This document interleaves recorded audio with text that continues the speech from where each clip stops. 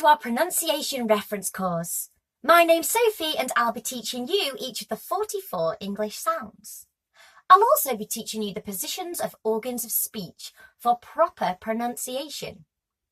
You will learn both sounds and transcription signs.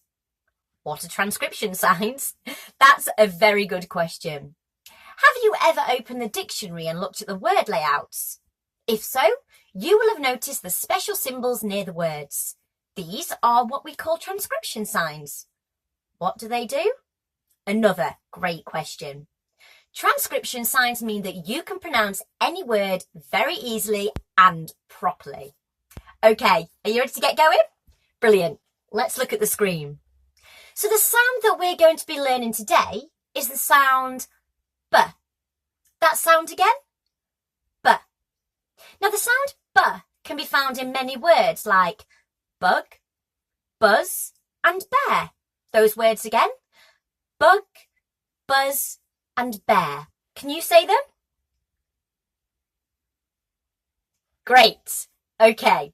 So the sound B is described as a constant and partly voiced sound, otherwise known as a bilabial stop. What's a bilabial stop? Another fantastic question. So a bilabial stop means that we voice part of the sound and the other part of the sound is unvoiced. In this case, the B goes like this. So the B is voiced and we use the lips to block the air. And the is unvoiced and we leave that as loose and open. So that bit closer.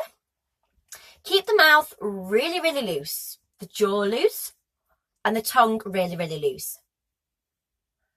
Put the lips together so the front two lips go close together.